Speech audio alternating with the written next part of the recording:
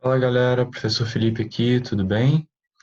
É o seguinte, a gente vai fazer um breve apanhado aí do, do que foi discutido na nossa reunião de ontem, tá? Primeira reunião do projeto Bora Ler HQs. E a ideia é a gente discutir um pouquinho, fazer um breve apanhado assim da história da história das HQs e discutir alguns conceitos como arte sequencial, história em quadrinhos, conceitos básicos para a gente entender, né, como é que as HQs foram evoluindo ao longo do tempo, tá? Então vamos lá. Então, primeiro ponto, antes de tudo, é necessário a gente fazer uma discussão sobre arte sequencial e história em quadrinhos. O que é arte sequencial? O que é história em quadrinhos? Como é que uma coisa está relacionada com a outra, tá? Então, prestem atenção nessa tirinha do André Dahmer, que é um dos maiores cartunistas brasileiros em atividade hoje, tá? Se vocês prestarem atenção, vocês vão ver que no é uma tirinha, né, dividida em três momentos, é um formato muito comum em tiras de jornal, né, tiras de quadrinhos de jornal, e que lida com uma que é basicamente uma sátira, né, de um comportamento, né, que a gente vem adotando nos últimos anos a partir das redes sociais, né, que tem implicado em mudanças significativas sobre a relação entre o público e o privado, né, e na verdade colocando que o privado é cada vez mais público. Hoje em dia não basta você viver o momento, você tem que compartilhar ele numa tela, numa foto nas redes sociais, num vídeo, fazer um story, sei lá. Mas tem a ver com isso, né? Então, esse é um exemplo contemporâneo, né? De um histórico, um exemplo que eu peguei assim a esmo de um uso contemporâneo da linguagem dos quadrinhos, tá? Ah, mas para a gente entender isso aqui, né? A gente precisa, para a gente entender como é que isso aqui surgiu, a gente precisa ver, né? Como as coisas foram se dando antes, né? Então, o que veio antes dessa história em quadrinhos aqui que a gente tem hoje nas tirinhas de jornal e nas web tirinhas? Aí a gente vem para O Garoto Amarelo, do Richard Outcault, né, de 1897, né, que foi uma das primeiras tirinhas, né, de jornal a serem registradas, de que a gente tem registro, né? Reparem que tem aqui o uso do balão, a gente tem também aqui, né, o, a articulação, né, de imagens em quadro com palavras escritas, né? Vejam que segue uma sequenciazinha bem estabelecida, né? Tem até os números aqui em cima para você seguir: 1, 2, 3, 4, 5, 6. Também é uma tirinha, se vocês prestarem atenção, uma tirinha cômica, né? Um outro tipo de humor, né? Mas é uma tirinha cômica também, tá? Beleza, mas e antes disso, né? O que veio? Aí a gente pode pegar, por exemplo, né, as histórias em quadrinhos que começaram a ser lançadas, né, nos jornais durante o século XIX, na Europa, e que depois acabaram chegando no Brasil, por exemplo. Nessa imagem, a gente tem talvez a primeira história em quadrinhos a ser publicada no Brasil. Foi publicada num jornal, né? São as aventuras de Inhoquim. Conta a história de um caipira, né? Que precisa ir para a cidade, né? E conta a história desse caipira na cidade. Aí a gente tem, né? Se vocês olharem aqui, a gente tem de novo a articulação de elementos, né? Imagéticos, né? Aqui divididos em quadros, ou seja, a gente tem quadrinhos aqui, né? Cada um deles representando, né, um determinado momento da história, articulado com uma mensagem verbal, né? Ou seja, com um escrito aqui, onde que tem a ver, né? Que também faz parte dessa narrativa. Então vejam de novo aqui a articulação entre o visual, né, o quadrinho, desenho do quadrinho, e o verbal. Isso já existia, então, há algum tempo, tá? Mas e antes disso aqui? O que a gente pode encontrar? Se a gente for olhar, né, como disse antes, esse tipo de história em quadrinho em jornal, ele começa a se popularizar no século XIX, né, 1800 e alguma coisa, na Europa. E um dos pioneiros desse modelo de história em quadrinhos é o Rodolf Toffer, né?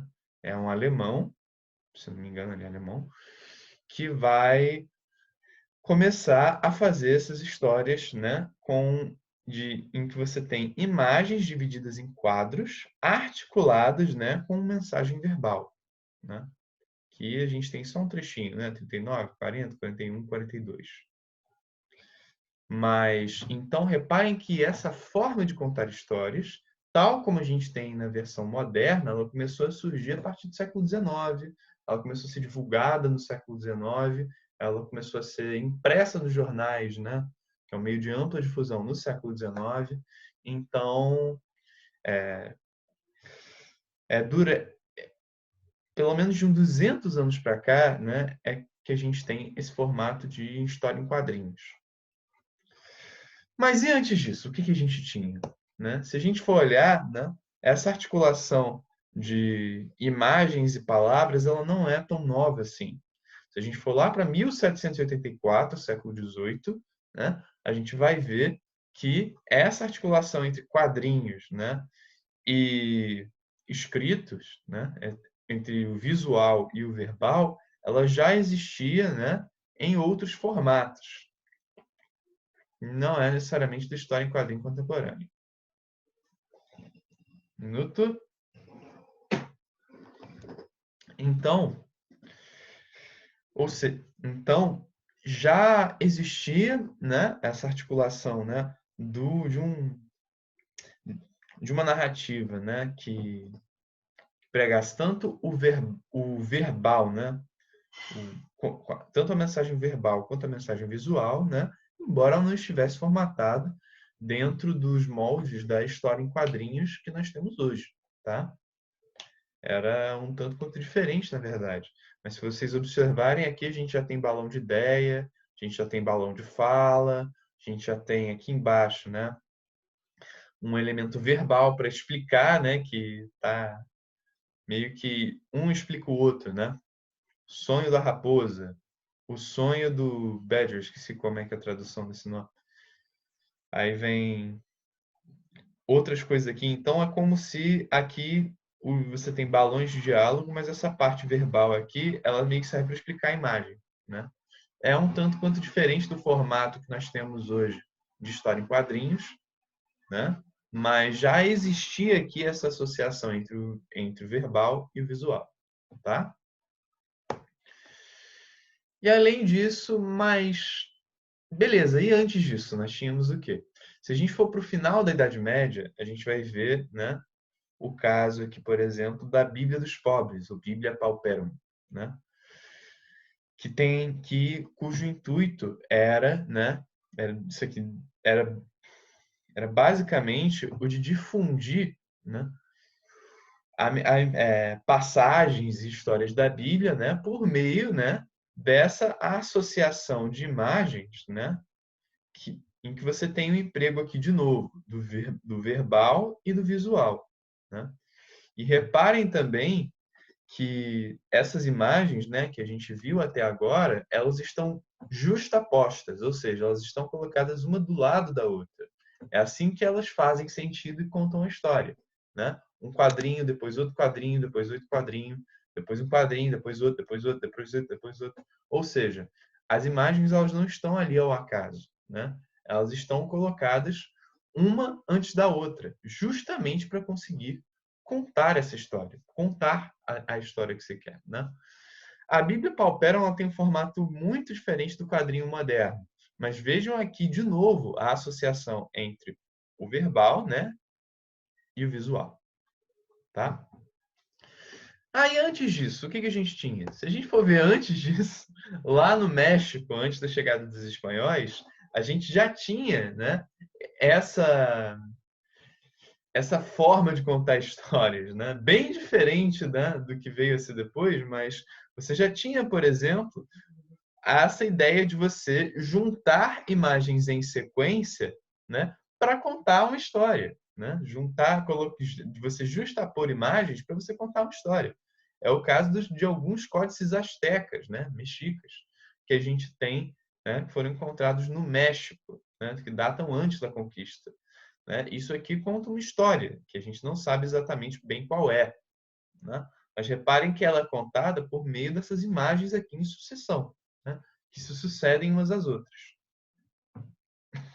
Ah, e antes disso, tinha alguma coisa? Sim, né?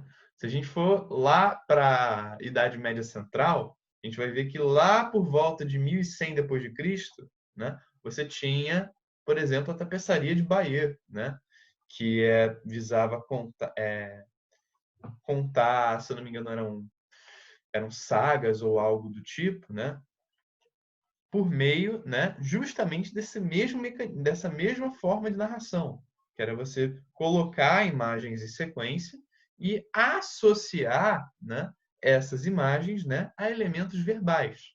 Você pode ver tantas palavras aqui, né, se eu não me engano, tem alguns nomes que a gente pode identificar aqui, Harold, etc. e tal, né, apprehendit, né, em latim. E, né, essas imagens elas vão se seguindo umas às outras, né, para contar uma história. Essa tapeçaria ela é imensa, né? Quem quiser procurar no Google para dar uma olhada, fica à vontade. E antes da tapeçaria de Bayeux, tinha alguma coisa?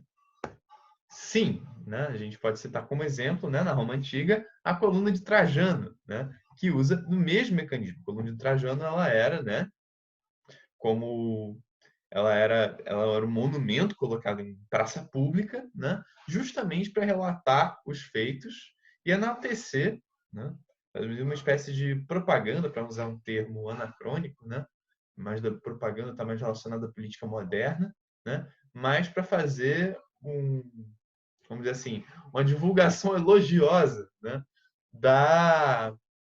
dos feitos, né, do imperador Trajano.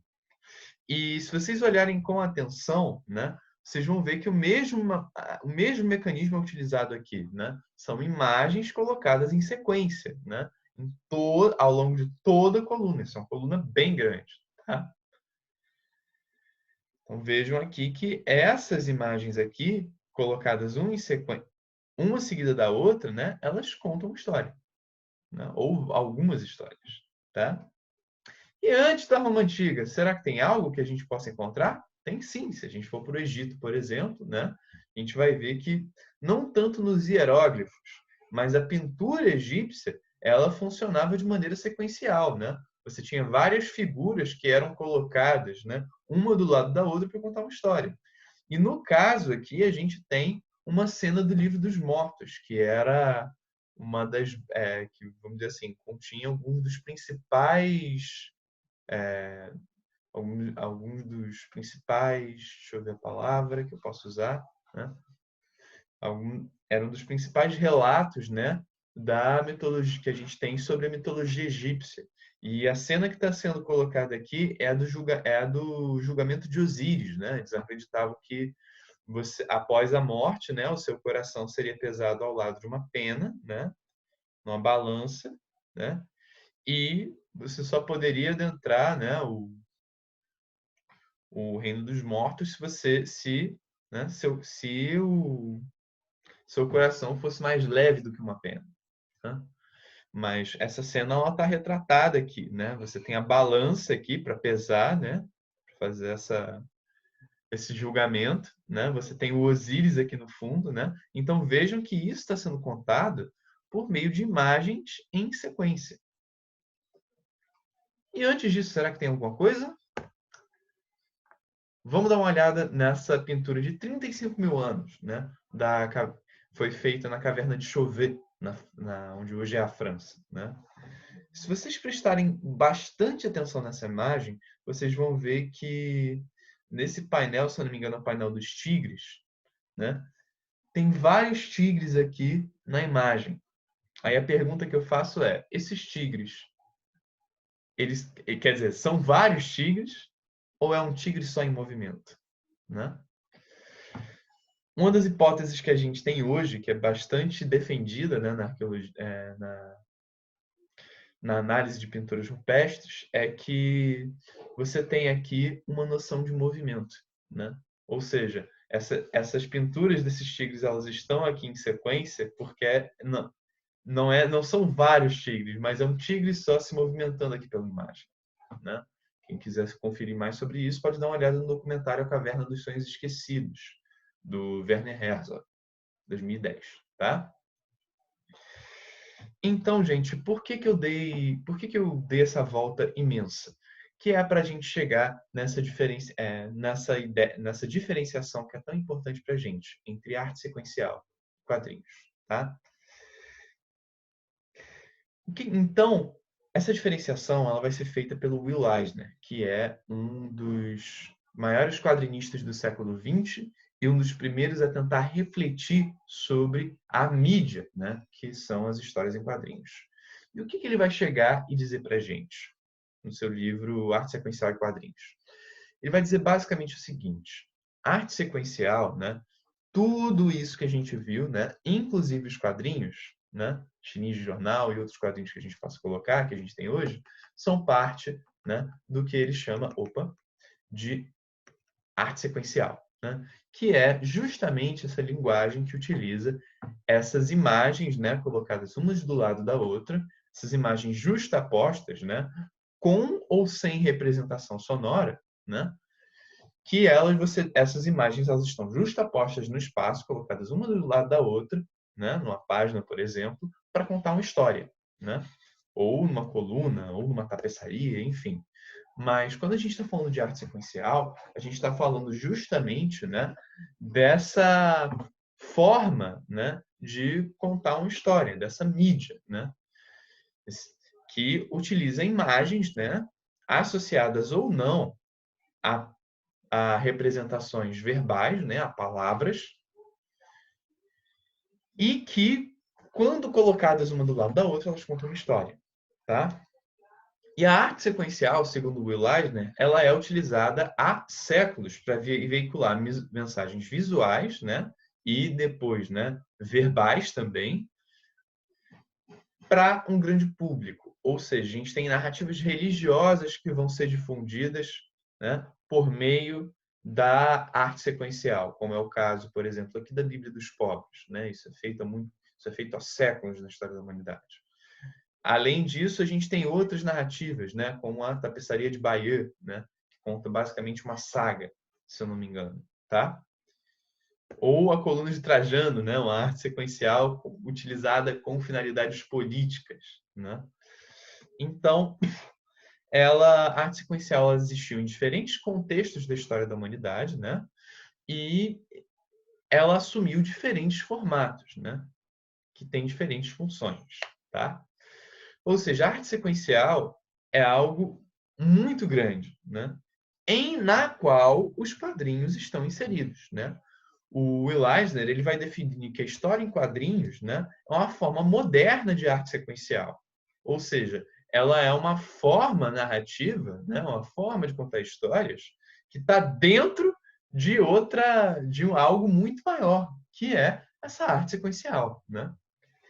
E segundo o Will Eisner, a história em quadrinhos, no formato que a gente tem hoje, como a gente conversou brevemente, ela surge, começa a se difundir lá para a segunda metade do século XIX, né? Ela vai começar sendo publicada ela começa a ser publicada em jornais e tudo mais, né? Vai ser levada para diversos locais do mundo, para o Brasil, para os Estados Unidos e por aí vai, né? Mas atentem para o fato de que, para o Will Eisner, né, a história em quadrinhos é uma forma moderna de arte sequencial que está ligada a algo que é muito maior, né, que é a arte sequencial, que é essa forma de contar histórias, né, justapondo imagens, colocando imagens e palavras, a partir de certo momento, umas do lado das outras para contar uma história. Tá? E como a gente vai ver aqui, né, A história em quadrinhos, ela surge no século XIX, né? E ela vai se tornar, talvez, a principal forma de arte sequencial no século do século XIX para o século XX, né? A forma de arte sequencial com a qual nós temos o maior contato, né? Que ganha e que vem ganhando, né? Desde então, uma centralidade cada vez maior na cultura contemporânea, tá? Então, só para exemplificar o que o Eisner estava dizendo, arte sequencial é algo que a gente pode encontrar em muitos lugares e com diferentes funções. Por exemplo, se você abrir uma bula de remédio, você pode encontrar, né, uma sequenciazinha de imagens como essa aqui, né, que é tipo um tutorial, né, que é uma arte sequencial instrucional, né, instruindo, né, como é que a criança, o pai da criança deve fazer para colocar, né, o medicamento para a criança, que no caso aqui, a julgar pela bombinha, provavelmente de um tratamento para asma. Mas vejam que a arte sequencial está sendo utilizada, né, nessa explicaçãozinha aqui, né? Você tem imagens em sequência, né, utilizando símbolos visuais para contar, né, para narrar alguma coisa, né? E aqui a gente tem, no caso, né, uma arte sequencial utilizada como finalidades instrucionais, né?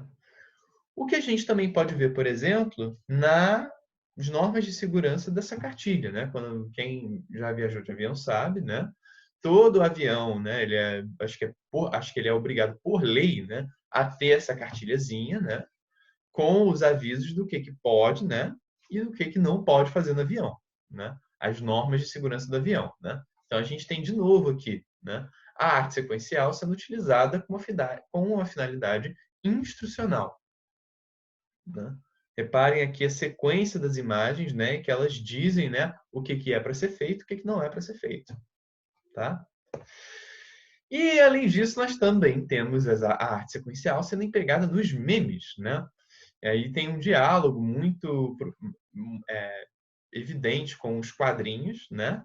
Mas vejam que aqui, por exemplo, no meme do Bode Gaiato, que é muito popular no Nordeste aqui do Brasil, né? A gente tem um efeito de humor, ele dialoga bastante com as tirinhas de jornal, né? Ou com as tirinhas cômicas, né? Mas é um meme que utiliza, né, imagens e sequência, palavras, né, para veicular o efeito de humor, né? Bastante regional, diga-se de passagem, né? O vocabulário é bastante regional.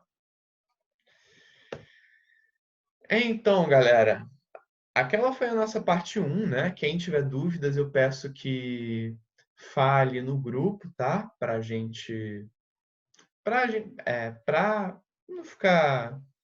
não ficar pedra sobre pedra, né? Para não ficar guardando dúvida, tá?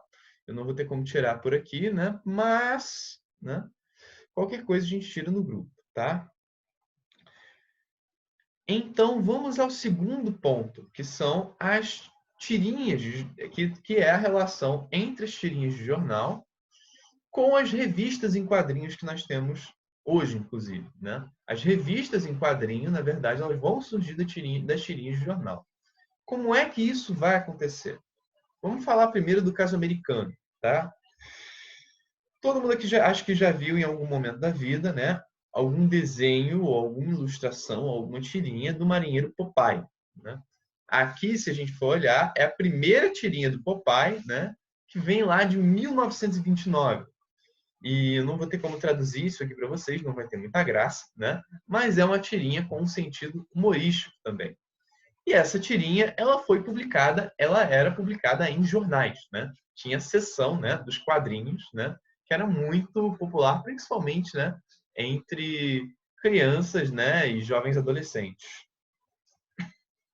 Inclusive, muitas vezes era destinada a esse público, tá? E o que começa a acontecer? Essas tirinhas, elas começam a ser compiladas, né? Elas começam a ser juntadas, né, em revistas de quadrinhos. E aí a gente tem, né, a Famous Funnies, que foi uma dessas primeiras revistas, né, a juntar tiras de jornal com a finalidade, né, de visando, né, o público infantil e jovem adulto. Então essas tiras de jornal aqui, como a do Popeye, elas eram organizadas, elas eram compiladas, né, em revistas como essa aqui, a Famous Funnies, né? Aqui a gente tem, vejam que aqui a gente tem um exemplo, né, de 1930, de uma dessas histórias, né, que eram histórias geralmente curtas, né, que eram juntadas, né, nessas revistas, né, que não eram bem revistas infantis, mas nessas revistas de quadrinho, tá? Então essas revistas elas vão surgir juntando tirinhas de quadrinhos que eram publicadas nos jornais, tá? Inclusive, né, rapidinho, eu volto já para o Mickey, tá? A revista Gibi, né, foi muito popular no Brasil durante a década de 30 e 40. Gibi, inclusive, significava moleque, né? Significava menino, né? Em especial menino negro, né? Tinha um termo bem racialmente, era um termo bem racialmente direcionado, né? Nesse momento, né? Mas a revista Gibi, né? Ela era uma revista destinada ao público infantil, jovem e adulto, né? E se a gente chama hoje, né, muitas vezes, né, as revistas em quadrinhos de gibis, né, é por conta dessa revista Gibi que existiu lá na década de 30 e 40 no Brasil, tá? Até um pouco depois, salvo engano. Mas que funcionava quase que da mesma maneira, como uma espécie de coletânea, né, de histórias em quadrinhos que eram publicadas nos jornais. Então, o que o Mickey tem a ver com essa história?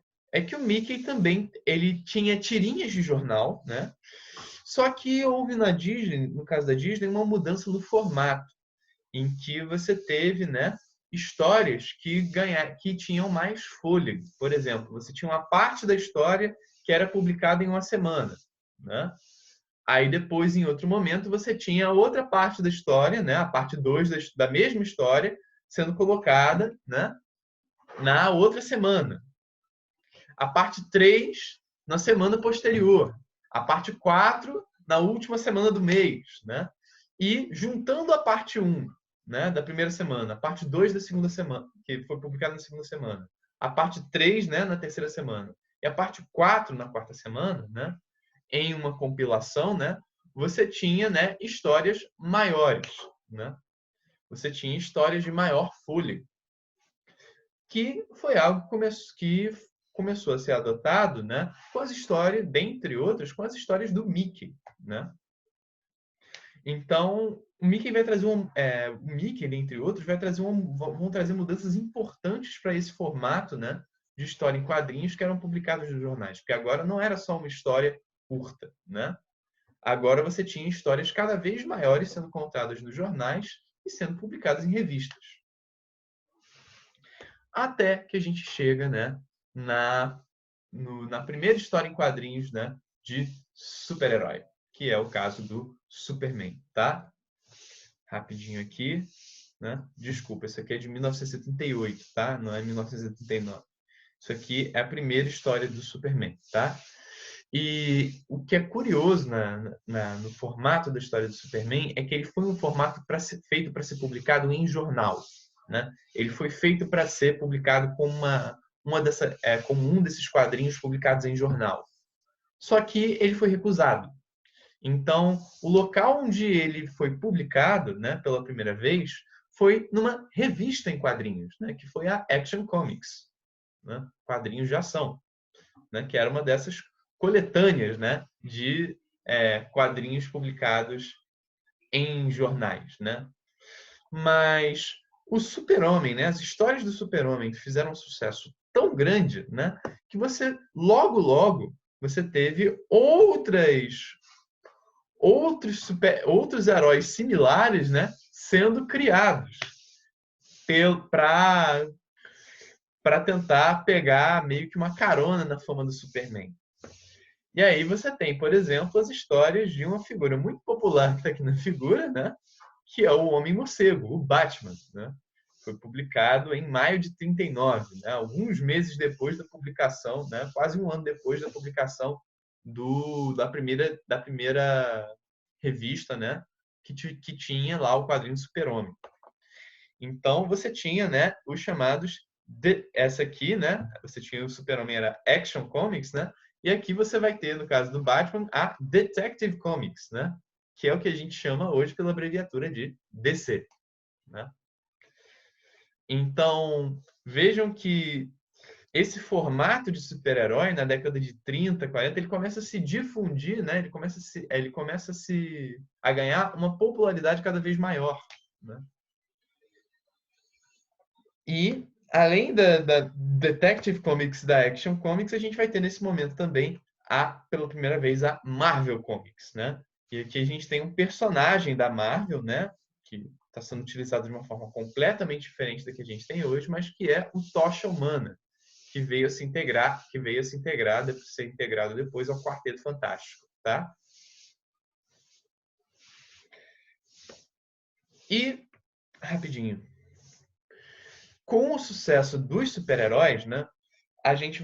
Esses super-heróis, eles começam a ganhar revistas próprias, né? Revistas individuais, né? O Super-Homem, o Batman, né? Depois o Quarteto Fantástico. E a gente não pode deixar de citar aqui, nesse contexto, o Capitão América. A gente está falando ali do contexto da Segunda Guerra Mundial, né? E o Capitão América ele vai ser utilizado como isso é um tópico já batido, repisado, né? Mas ele vai ser, né, uma espécie de símbolo da propaganda de guerra americana, né, durante a Segunda Guerra Mundial. Inclusive, isso é bem explícito nessa capa, né, da primeira edição do quadrinho do Capitão América, né, em que ele está aqui, né, batendo, né, no Hitler, né, e enfrentando as tropas alemãs, né? Então vejam como os quadrinhos, né, eles também eles possuem uma simbologia que muitas vezes tem finalidade, muitas vezes também tem finalidades políticas. É algo muito interessante, inclusive, se a gente observar o que é feito disso no primeiro filme do Capitão América, né? Capitão América, o primeiro Vingador, né? O primeiro filme da Marvel lançado sobre o Capitão América, né? Conta uma história de origem do Capitão América. E eles fazem uma brincadeira interessante, né? Do Capitão América como esse símbolo, né, da propaganda de guerra, né? E o Steve Rogers, né, que é o Capitão América, o Capitão América, ele se sente mal com tudo isso, porque ele é usado como modelo para as tropas, né? Mas ele não está lá, né, ele não está lá junto dos companheiros de guerra dele, né, lutando, fazendo o que ele aspirava a fazer, né, que era, né, derrotar os nazistas, né, e ganhar a guerra. Então, dentre outros, né, com o Capitão América, mas também com o Quarteto Fantástico, entre outros, essas revistas de heróis, elas vão cada vez mais se distanciando dos jornais, tá? Elas começam a ganhar revistinhas próprias, né? Você tem as publicações direto para a revista, como era o caso aqui do Capitão América, tá? Ok, gente. Então, vamos agora ao tópico 3, tá? Só lembrando que caso vocês queiram tirar dúvida, eu peço que vocês tirem no grupo, tá? Lá no WhatsApp comigo, etc e tal. Tá bom? Mas vamos agora ao tópico 3, tá? Que é só um complemento, né, do que a gente já vinha falando, né? Como é que isso se deu em outras regiões, né?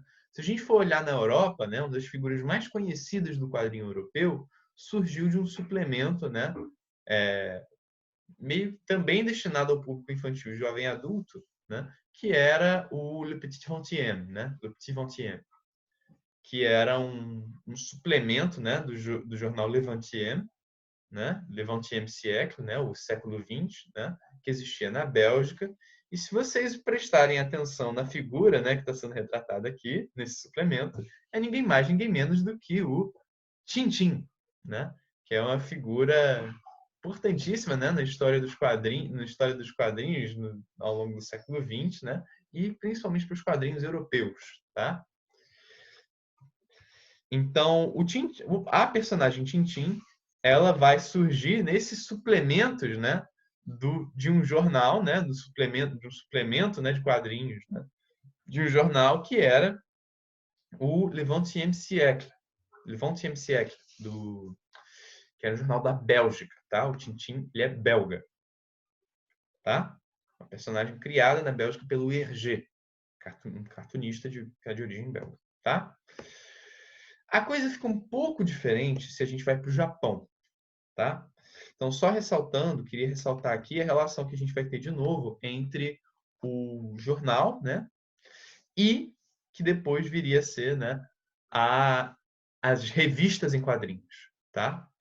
A coisa muda um pouco de figura no Japão, tá? Porque o caso do Japão e dos mangás, ele tem uma especificidade um pouco maior. Você tinha revistas que eram direcionadas, né, as chamadas revistas para jovens no Japão, as revistas shonen e as revistas shoujo, né? As revistas para jovens meninos e revistas para jovens meninas, né? Onde que essas revistas elas existem, embora num formato muito diferente, mais direcionado para os quadrinhos, até hoje, tá? Mas elas já existiam antes da Segunda Guerra Mundial no Japão. Só que eram revistas onde você tinha, né, mangás, né, que eram quadrinhos japoneses, mas num formato muito diferente que a gente tem hoje, tá? Os mangás, o mangá antes dessa figura aqui, né, e as histórias em quadrinhos do Japão antes dessa figura aqui eram uma coisa e depois do Osamu Tezuka e da ocupação americana no Japão, após a Segunda Guerra Mundial, vai ser outra coisa. O Osamu Tezuka ele não inventa um mangá, né? Não dá para dizer que ele inventa um mangá, porque o termo mangá, né, já era utilizado, né, para outra forma de arte sequencial, né? Mas o Osamu Tezuka ele vai reinventar a linguagem do mangá na década de 50 e 60. Né? Então, o mangá contemporâneo, o mangá que a gente tem hoje, né, ele surgiu em grande medida por conta das inovações e das adaptações que o Osamu Tezuka fez dos quadrinhos ocidentais para os quadrinhos japoneses. Né? Então, aqui no Japão, a gente tem um caso um pouco diferente. Até porque essas revistas para jovens adultos, né, as revistas shonen, elas existem até hoje. Né? Entre elas, a mais famosa de todas é a Shonen Jump, que é responsável pela publicação, né, mensal, ou quinzenal, até mesmo semanal, de quadrinhos como o que viria a ser o mangá de Dragon Ball, Yu-Gi-Oh!, One Piece e por aí vai. Tá? Isso. Então vamos para ver essa imagem, galera. Aqui na esquerda, a gente tem o Osamu Tezuka, né? Mas aí eu pergunto, vocês conhecem a figura da direita? Acho que dá para saber quem é, né? Pelo que está aqui no fundo, né? Pelos personagens que estão aqui no fundo. Que é ninguém mais, ninguém menos do que o Maurício de Souza, né? O Osamu Tezuka, que é o pai do mangá moderno, ele veio a ser, em vida, um grande amigo do Maurício de Souza, um amigo e parceiro em colaborações, né? Eles tinham uma amizade muito bonita, né? Inclusive, a, eu lembro, né, de quando eu peguei uns quadrinhos, quando era criança, eu peguei uns quadrinhos antigos, né, de uma prima minha, que foi a primeira vez que eu ouvi falar em Osamu Tezuka, né, quando eu estava lendo os quadrinhos da Turma da Mônica, né? E falando da morte do Osamu Tezuka, né, tinha uma ilustração muito bonita da Princesa Cavaleiro, né, da Princess Knight, que era uma personagem do Osamu Tezuka, né? Chorando e os personagens da Turma da Mônica consolando ela, né? Bem. Então, eles tinham uma relação de amizade, né? Inclusive, acho que resultou num projeto, né? Que o filho do Osamu Tezuka terminou, né? Ele, Maurício de Souza, se eu não me engano, né? Informação, não sei se ela está 100% correta, mas eles tinham, quando o Osamu Tezuka estava vivo, ele tinha um projeto de fazer um crossover, né? Do Astro Boy com a Turma da Mônica, né? Eu não sei se o projeto está pronto, se ele já foi publicado, se ele não foi, qualquer coisa me atualizem, tá? E por que eu estou falando disso? Porque aqui no Brasil, né, a gente também vai ter essa relação muito forte entre as histórias de quadrinhos dos jornais, né, publicadas em jornal, e as revistas em quadrinhos. Né? A gente tem, por exemplo, a Turma da Mônica, ela vai surgir como uma revista publicada, né, em tiras de jornal. Aqui a gente tem a primeira tira de jornal publicada da Turma da Mônica, né? 1963, né? Faz mais de 50 anos já. E essas tirinhas, elas eram compiladas, né, nas revistas lá do Maurício de Souza, né? Ou seja, aqui no Brasil também as revistas em quadrinhos elas vão surgir a partir das tirinhas de quadrinhos que eram publicadas nos jornais, para depois, né, ganhar autonomia, né? Você começa a ter histórias que são feitas, né, com à medida que essas revistinhas elas passam a vender bastante, né, você começa a ter, né, na revista um formato próprio e independente das tiras de jornal, né?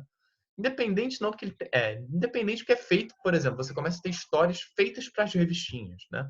Mas você ainda tem, né, às vezes uma tira no formato de jornal sendo publicada numa revistinha da Turma da Mônica, por exemplo. Eu lembro que na minha infância, né, o último quadrinho do Gibi, né, era feito naquele formato de 3 quadrinhos, né, que a gente tem aqui do Popeye, por exemplo, né, que era de tirinha de jornal, e que a gente tem aqui do André Dahmer, né? Você tinha uma tirinha curta de 3 quadrinhos só. Mas as revistas, né, em quadrinhos, né, elas surgem, né, como uma compilação, né, dessas revistas de jornal que e à medida que elas vão vendendo, né, isso aqui no Brasil, isso no Japão é um outro caso, tá? Mas na Europa e também nos Estados Unidos, né, o que a gente tem em geral, né, de uma forma bem geral, são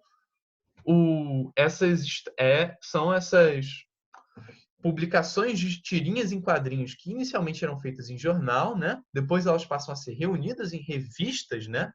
Que reúnem essas tiras em quadrinhos. E com o passar do tempo, né? Conforme elas vão ganhando venda, conforme elas vão vendendo, né?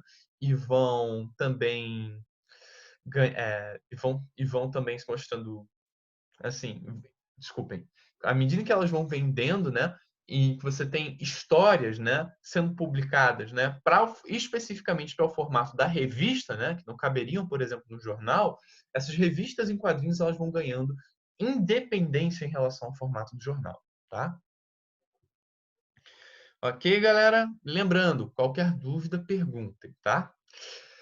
E aí a gente chega na proposta, né, no item 4, que é a nossa proposta, o recorte adotado aqui para as nossas discussões, tá? O recorte que eu escolhi para a gente discutir, que é o da década de 80 e do surgimento das graphic novels, tá? Então, gente, por que eu escolhi, né, esse recorte?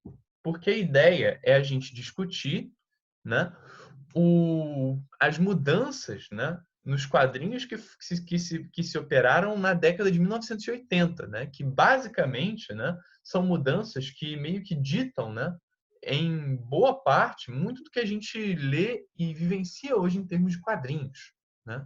Muitas das nossas experiências como leitores de quadrinhos, né, vão sendo muito do que a gente tem no quadrinho contemporâneo veio sendo moldado na década de 80.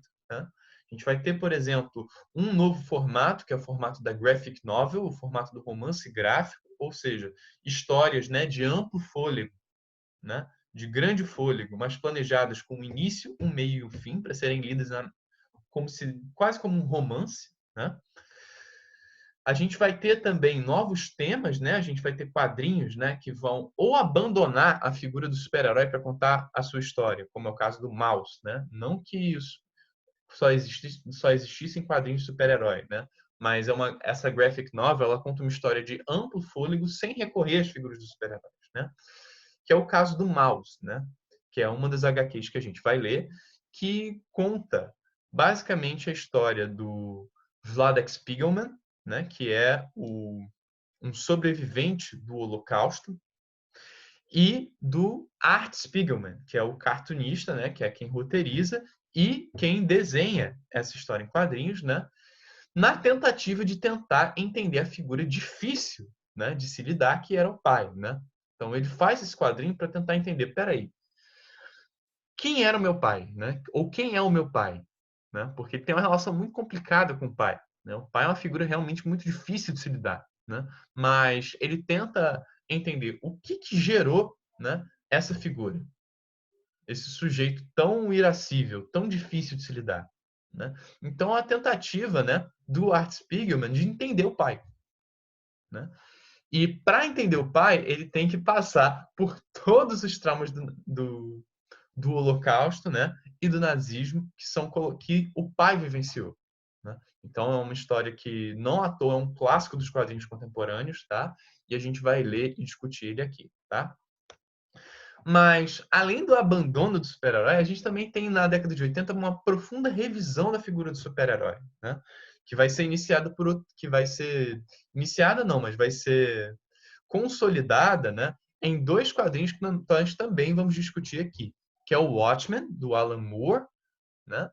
Que é uma profunda sátira, né, dos super-heróis, do vigilantismo, né? É como se ele fizesse uma autocrítica dos quadrinhos, né? Tanto é que ele vai usar uma frase famosa de um autor latino, né, para pensar, né, essa história, que é quem vigia os vigilantes, né? Quem vigia os super-heróis, né? Os super-heróis, eles são só aqueles mocinhos, né, das HQs lá da década de 40, né, de 30 e 40, né, que batiam nos vilões, né? Ou existe uma psicologia mais profunda, né, que a gente pode, né, tentar analisar a partir dos super-heróis, né? Ou será que são figuras... O Watchmen, ele dá um aprofundamento psicológico, social e humano à figura do super-herói, né, através dessa sátira, dessa autocrítica do super-herói. E a gente vai ler isso direitinho, tá? E também a gente tem o Batman, o Cavaleiro das Trevas, do Frank Miller, que também vai mudar a forma com que se entende e se retrata o super-herói. A gente tem um Batman aqui que é um Batman cansado, que é um Batman velho, né? Que é um Batman agressivo, né? Com sério, você vê que é uma figura, né? Que ele não é a figura lá do mocinho tradicional, né? Do Capitão América da década de 40, né? É um outro herói que a gente tem aqui, né? É uma outra forma de pensar e de se retratar a figura do herói, tá? Ou seja, você tem na década de 80 tanto o abandono como você vai ter quadrinistas que se propõem a repensar, né? Quadrinistas e roteiristas que vão se propor a repensar, né, a figura do herói. A gente vai ver isso muito em Watchmen, tanto em Watchmen e em Batman Cavaleiro das Trevas, embora de formas diferentes, tá? E, além disso, a gente tem um novo contexto que se apresenta aí, que é o contexto da Guerra Fria, tanto do pós-Segunda Guerra Mundial, né? Dos traumas que o Holocausto e o nazismo vão deixar nos sobreviventes, como a gente vai ver muito isso em Maus, como também os traumas e as tensões da Guerra Fria, né? O medo, por exemplo, de uma guerra mundial nuclear, né, que pudesse acabar com tudo. A gente vai ver que isso é muito presente em Watchmen e que essas tensões da Guerra Fria também estão presentes, né, lá no Batman Cavaleiro das Trevas, tá? Então são 3 HQs, né, são 3 clássicos que vão redefinir o formato das histórias em quadrinhos, né? E por meio deles, né, a ideia é a gente discutir, né, um pouco essas questões que foram apresentadas aqui, tá? Né? Como é que do romance gráfico, né, graphic novel, e dessas, né, histórias que começam a ser contadas nesse formato durante a década de 80, tá? Importante falar, essas histórias elas foram publicadas em formatos seriados, tá? Mas, né, são histórias com início, meio e fim bem definidos, né? E que tem uma complexidade narrativa, né, que vale a pena a gente conferir. Era um novo formato. A graphic novel, né, nesse momento, ela era um novo formato que estava surgindo, né? E como é que a gente vai fazer isso? A gente fez aqui um breve cronograma de discussões, né? Eu fiz aqui para vocês, né? Que é basicamente um roteiro das discussões que a gente vai ter aqui no Clube Bora Ler HQs, tá?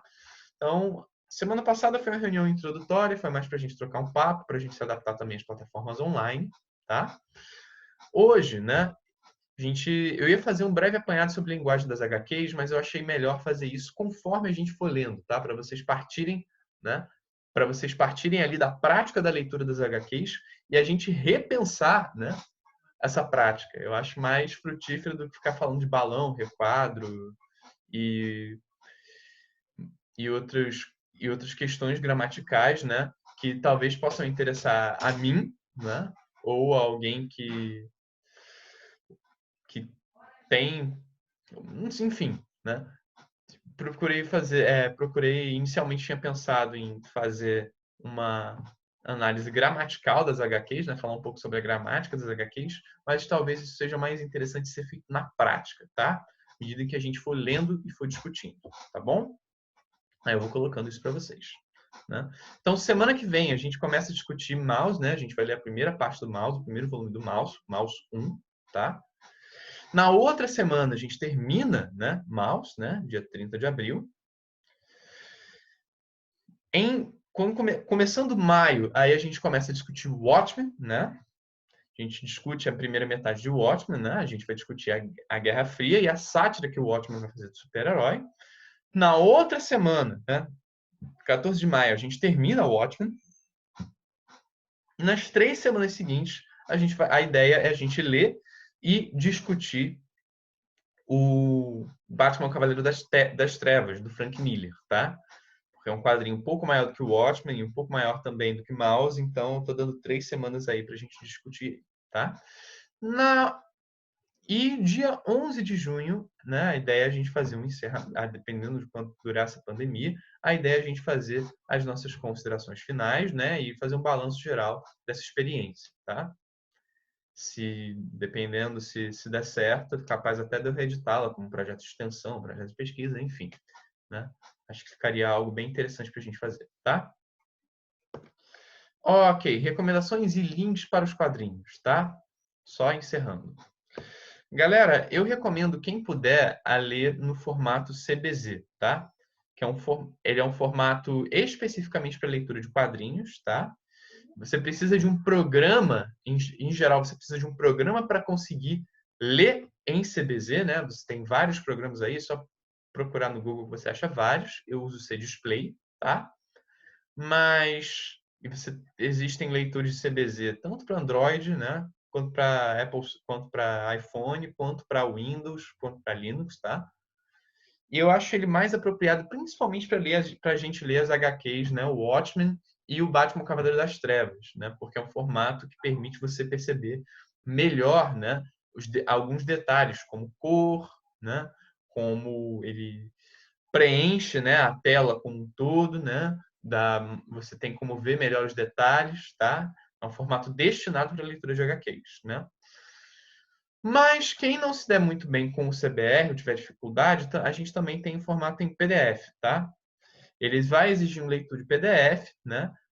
Na maioria das vezes ele já vem instalado no computador, é uma das primeiras coisas que você instala, né? Tipo o Adobe Reader, né?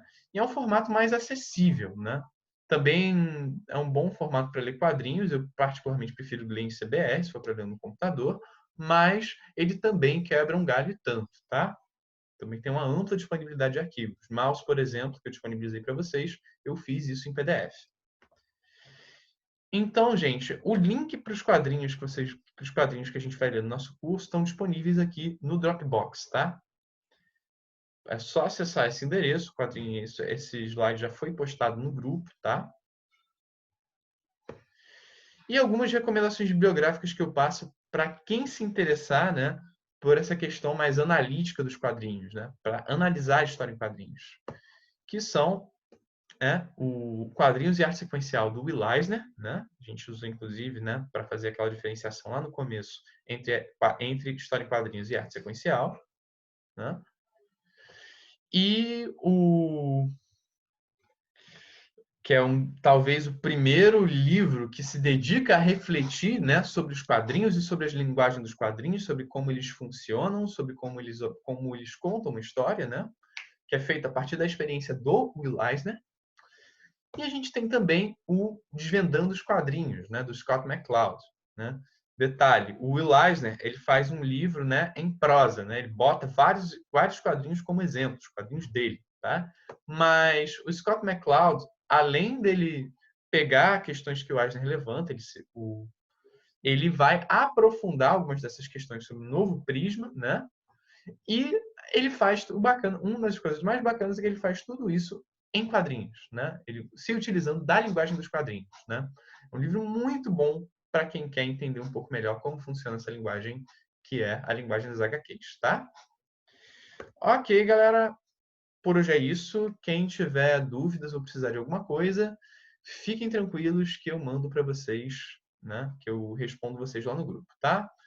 Beijo, um abraço, né? Bom final de semana e boas leituras. Lembre que na próxima reunião a gente vai discutir o volume 1 do Maus, tá? Um abraço, galera!